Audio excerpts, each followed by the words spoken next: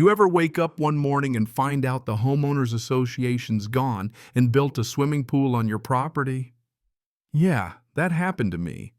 I didn't buy my patch of land up near the mountains to start a war with an HOA. I just wanted peace, nights full of stars and that wind up on the ridge. That sounds almost like ocean waves blowing through the pines.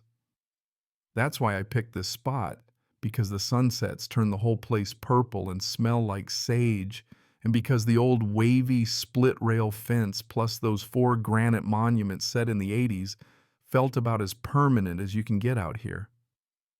All I wanted was to tinker in my garage without some busybody measuring my trash cans. Instead, what I got was a concrete swimming pool that showed up one spring like an alien landing pad, half of it sitting right on land I own, no question. The first time I saw the rebar frame, I thought, that's a weird place for a skate park. Next time I looked, the shotcrete was already curing in the sun, and the pool deck was running straight past the fence line across my meadow right up to a juniper tree I'd promised myself never to cut. And I had one of those moments, where your brain takes 10 seconds to catch up with your eyes. I sat in my truck and stared at the thing 50 feet of deck, a kidney-shaped basin, and that flashy blue tile border winking at me like it was all some big joke. Finally, I got out, walked straight to one of my corner monuments, granite cross chiseled, right where it's always been.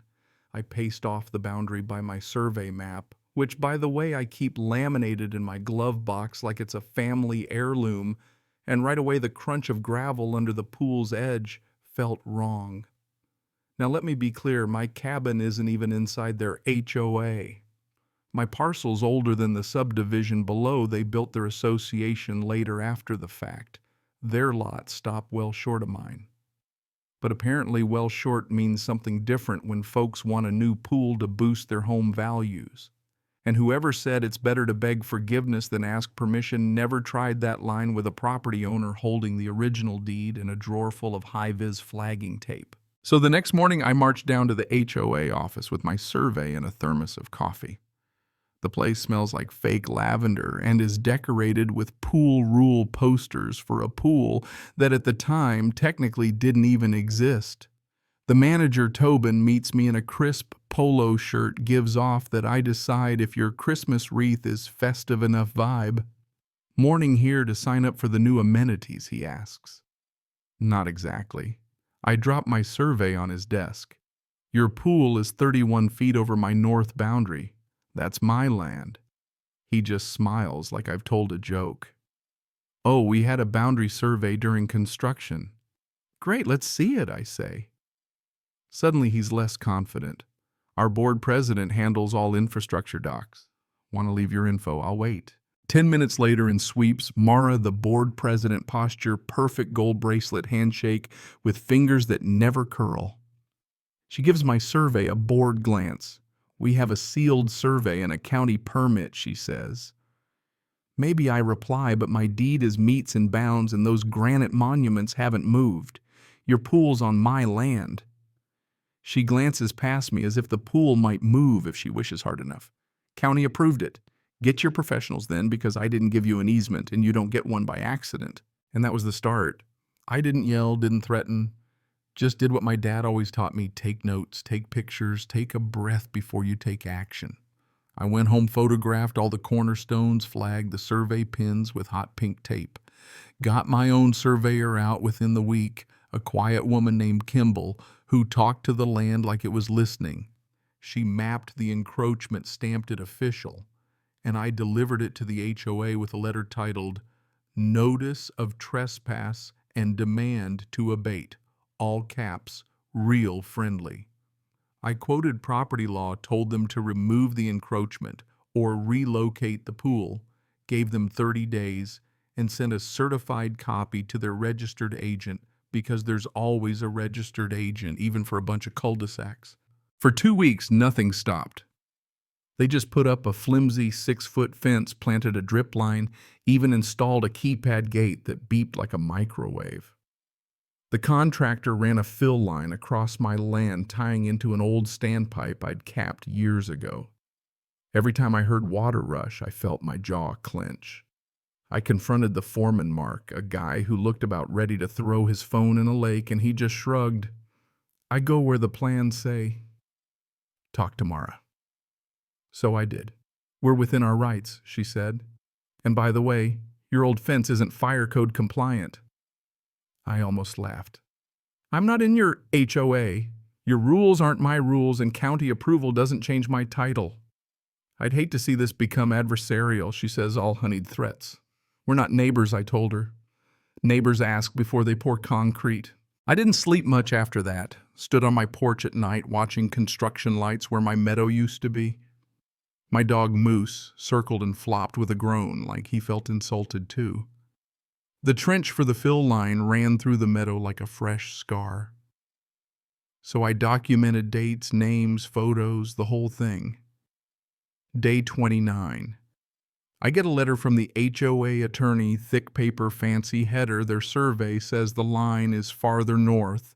They relied on county approval. And here's a proposed solution, permanent easement in exchange for $5,000 and a family pass to the pool. I laughed out loud. $5,000 wouldn't pay to move the juniper they poured next to, and I don't need a pool pass to a pool I never wanted. I wrote back no deal, no easement, attached a second copy of Kimball's survey, and a reminder every day is a new trespass. This offer only gets worse with time. Day 31, ribbon-cutting day.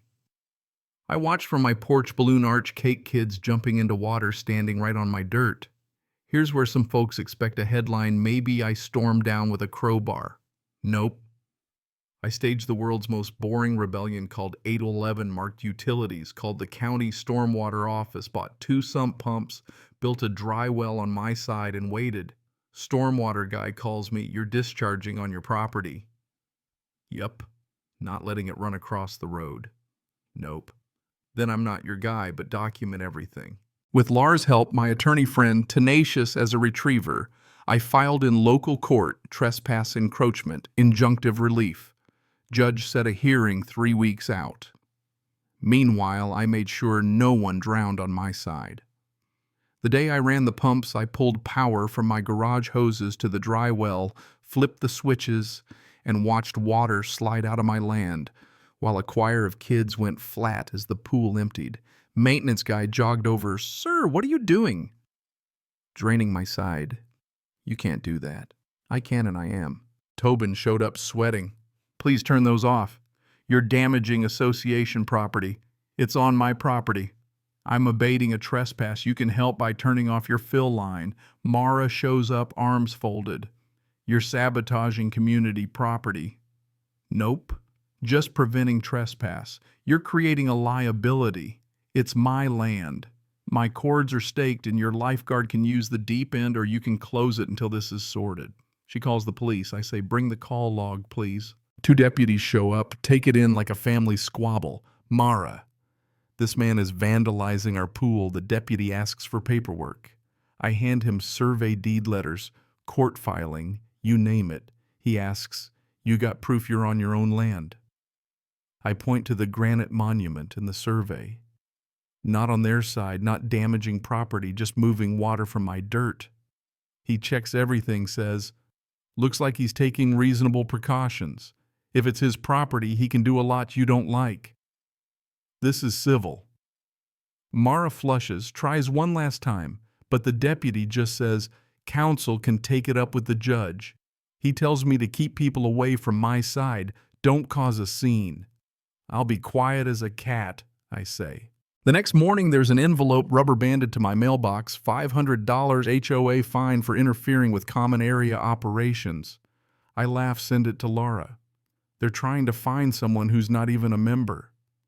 2 days later, my neighbor Eustace, old-timer, never said more than 5 words to me, shows up with a folder of photos. I heard you're fighting the pool. I'm asserting my property line. He shows me pictures of his basement wall. Damp salt blooms trickle on the floor since they filled the pool. Never had that problem before. Turns out their fill line overloaded the old standpipe and now water's seeping under his foundation. We call the county inspector, comes, shakes her head. They altered storm water without a permit. They'll have to fix it. County sends a letter to the HOA to cease using the fill line. The cracks in their paperwork started to show. Day of the injunction hearing courtroom smells like dust and burnt coffee. HOA lawyer unrolls a huge set of plans. Mara sits behind him, tight-mouthed tablet. Laura, short but with a voice like a bell, walks the judge through Kimball's survey and my deed. HOA lawyer talks about public benefit county approval harm to the community. Laura cuts in, harm is to my client's title and peace. You can't just take what isn't yours. Judge asks if they dispute the boundary. Lawyer says they have a conflicting survey but doesn't produce it. Judge says file it if you got it. For now, restraining order, stop using any part of the pool or deck on my land and stop using the fill line. He also says plaintiff's removal of water was reasonable abatement. Both sides will stick to this or face sanctions. After the order, HOA sends an email blast to members blaming an unnamed neighbor for interfering with infrastructure. My friend forwards it with the subject, "You're famous." Laura fires off a defamation letter, retract or will sue. Board issues a half-baked clarification. Meanwhile, their pool can't pass a safety plan. Lifeguard roster shrinks. Families demand refunds. Board starts threatening special assessments. Now everyone's mad. My whole hill buzzes with gossip and grumbling. Twist in the tale. A cardboard box arrives from a title company. Inside, a copy of an old deed shows the original standpipe easement granted water only for ag or domestic use to 3 parcels, none of which include the pool tract. HOA hijacked a pipe they weren't entitled to. We amend the complaint, add easement misuse, seek damages, ask for a court-appointed receiver if they don't comply. Eustace testifies about his basement. The judge issues a scathing order. HOA must demolish the deck on my land, restore the soil, replant grass, pay damages, cover my costs. They're also enjoined from using the old standpipe for the pool. Party's over. Not done yet. The membership recalls. Mara. Tobin resigns. The new board settles with me. Closer to what I'd asked for. Not a sale, just compensation for trespass. And to plant a screen of trees. They pay a county fine, fund stormwater improvements, and Eustace brags about his new drain. The new board posts open agendas, hires real surveyors, and doesn't fudge lines. Even Mara, in a twist, ends up volunteering at the Historical Society, says she's learning. I build a bench so folks can see the view I fought for. You want to know the most satisfying part? Not draining the pool. Not even the judge's order.